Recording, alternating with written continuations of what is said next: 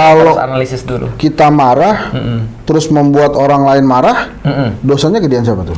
Kita marah membuat orang lain marah, tergantung dia marahnya karena apa. Ya, Kalau misalnya dia sama-sama merasakan ketidakadilan, terus Betul. kita membuat orang lain marah, dia marah juga. Oke, Itu kita karena dapat ketidakadilan. pahala. Iya, karena ketidakadilan. Kita itu dapat namanya pahala. dakwah. Oh. Dua, Kalau ya, dua, dua, kalau kedua yang pertanyaan kedua nih, kalau ada yang masih bingung mau milih presiden yang mana, itu ada tipsnya nggak biar nggak ada bingung? banget. Gimana? Oh, tapi nggak ada duit tenang itu susah juga tuh. Ustaz. Betul. Yang bisa bikin tenang kalau nggak ada duit itu kalau punya paman, punya jabatan bagus. Tenang, nggak punya duit nggak apa-apa.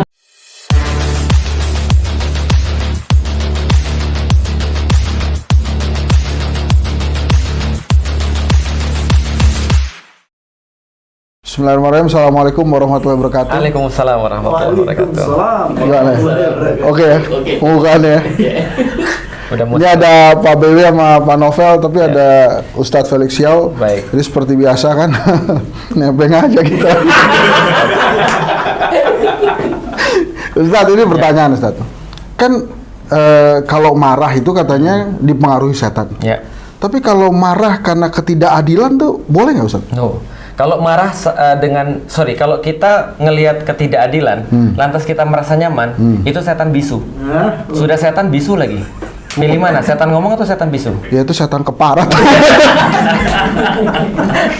Makanya sudah setan bisu kan gak enak. Yang penting jadi setan aja. Oh, gimana Ustaz? Ya, jadi Gak nyampe nih gue. Aduh, dokternya komunikasi politik Bos. Jadi daripada jadi setan bisu lebih jadi setan aja. Gimana tuh? Ya gak juga sih, maksudnya gini, kalau ada orang ketika melihat kemungkaran, dia diam, itu kayak setan bisu. Oh, jadi emang harus Iya, bersuara. kan enak kan, masa sudah setan bisu. Oh iya. Nah, ini gue udah ngomong mengerti aja nih. nih.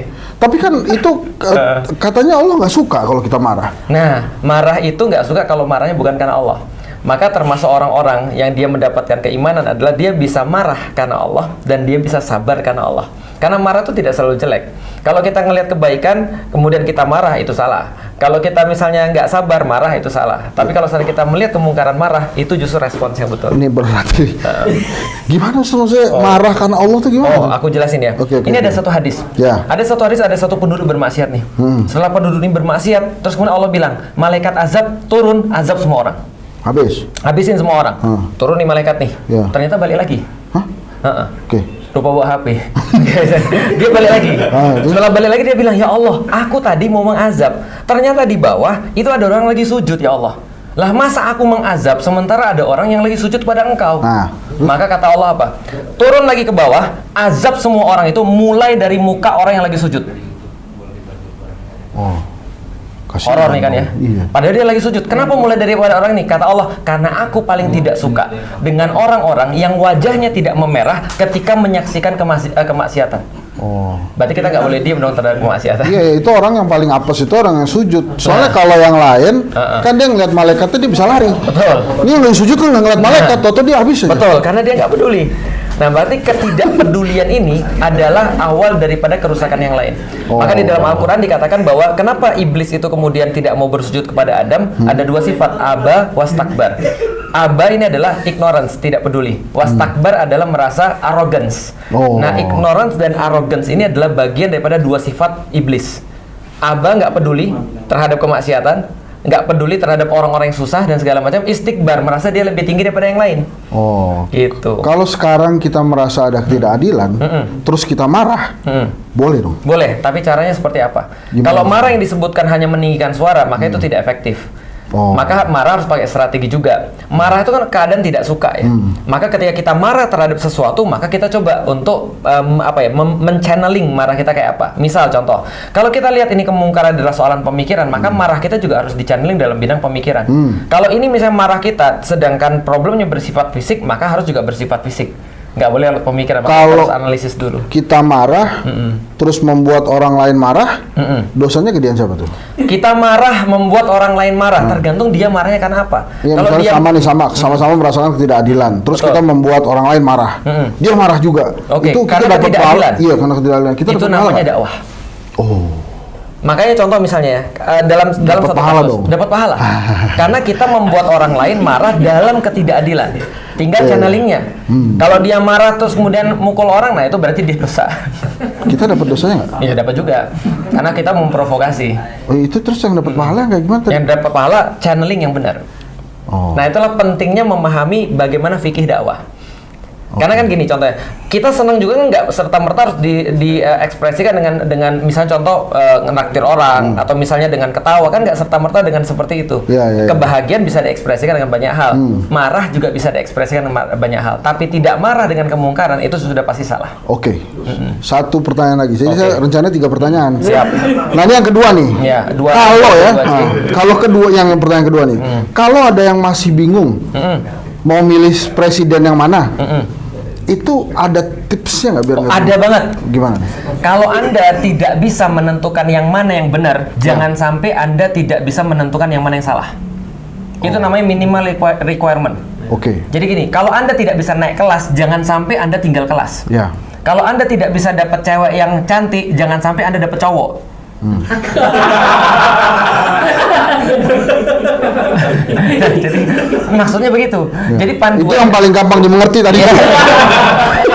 Jadi maksudnya itu gini, kalau kita nggak bisa tahu pemimpin yang baik yang mana, minimal Anda jangan sampai nggak tahu pemimpin yang buruk. 2019. Gitu. Itu penting itu. Ini 2019 Dan yang buruk itu mudah sekali diidentifikasi. 2019 kemarin gimana tuh? Iya, nah 2019 kemarin kan kita sudah tahu. Udah nggak usah dijawab, Ustaz. Iya. Ustaz, dia itu aja. Ada yang lebih berbahaya. Enggak itu nggak usah lah.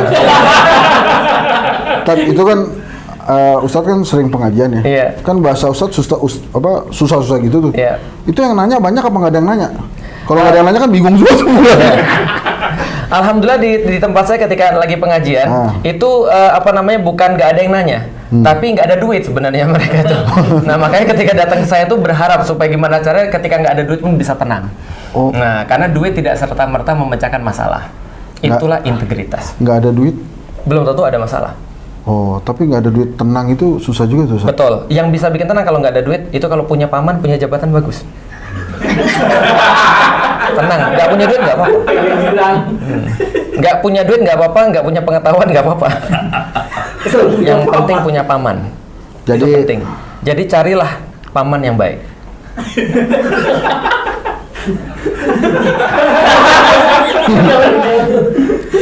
Gitu ya. Ustadz nih, orang belum mulai sesi itunya, itu bagian saya ya. Baik. Ya udah. Terima kasih Ustadz. Mau ada closing statement nggak? Nggak ada sih kalau closing statement. Nggak apa-apa tuh closing statement dong. Iya, ada kejahatan juga. itu terjadi bukan karena hanya ada niat, tapi karena ada kesempatan. Oke, kalau tentang kejujuran gimana? Kejujuran itu bukan dibentuk hanya karena kita sendiri, tapi bisa jadi dibentuk karena sebuah sistem. Maka selain kita memilih orang-orang yang jujur, pilihlah juga sistem yang jujur. Kalau tentang kesehatan, banyak. Kesehatan ada. Jadikanlah makanan sebagai obat sebelum obatmu jadi makanan. Jadikanlah makanan itu obat sebelum obat jadi makanan. Ya. Kesehatan itu nomor 1. Nomor 2-nya Prabowo, nomor 3 Ganjar. Terserah mau pilih yang mana. Assalamualaikum warahmatullahi wabarakatuh.